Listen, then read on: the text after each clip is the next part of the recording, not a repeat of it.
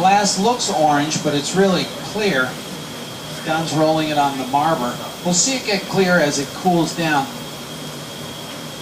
Don's going to roll it into ground up colored glass called Frit, F-R-I-T. And this is a special mix that our pal George Kennard mixed up for us. It's blue, blush, reddish amethyst. Oh, all right. We've got another group coming in. A couple more groups. We'll catch up with them in just a minute. To melt in that colored glass. This is ground up about as fine as salt or sugar. 刚才Dan 说到一件玻璃种葫芦里面，我们葫芦里面的玻璃都没有颜色。要换颜色的话，我们用这个方法，有转来转去的这个，好像沙子一样。It's okay.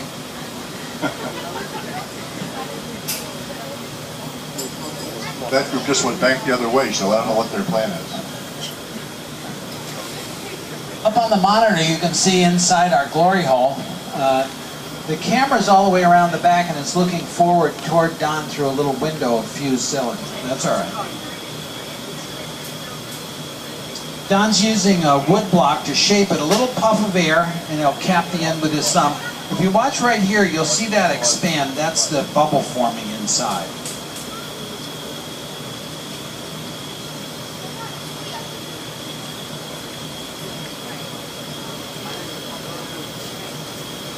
That little bubble is the way to begin just about any blown glass piece, and it wouldn't matter whether it's a little perfume bottle or something quite a bit larger, say a serving platter. Don's going to cool it down, then we're going to go back into our furnace and we'll get a second layer of glass over the top of the first one.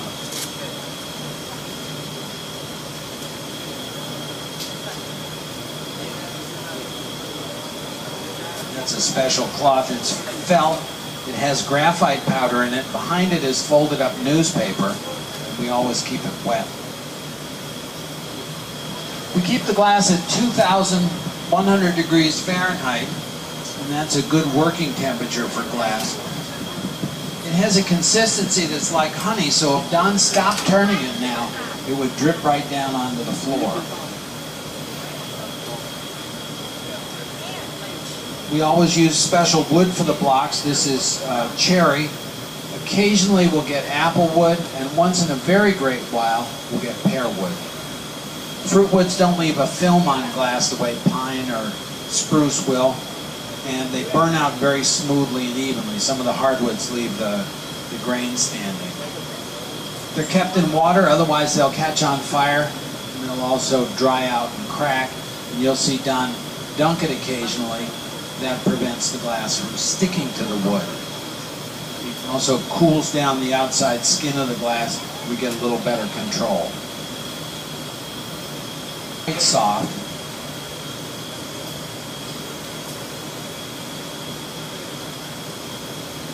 And those are steel jacks. Don is necking down at the top. Sometimes you see a little flame because they're lubricated with beeswax. Occasionally the wax catches. Don inflates it evenly. Sometimes the beginners try and do too much at once.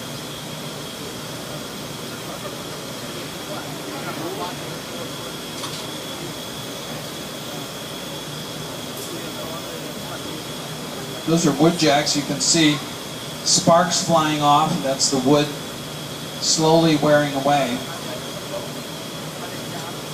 It's also cherry wood. Now, it might seem counterintuitive that we're using wooden tools, but they don't leave a mark on the glass, and they don't cool the glass down so quickly as wood does. I'm going to turn this slowly.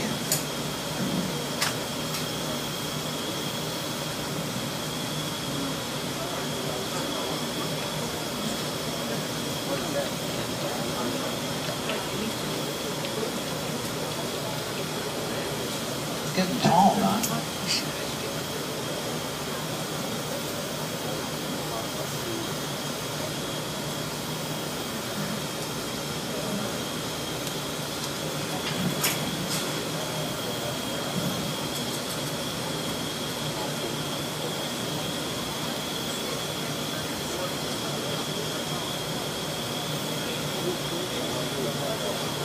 I'm going to push in on the bottom.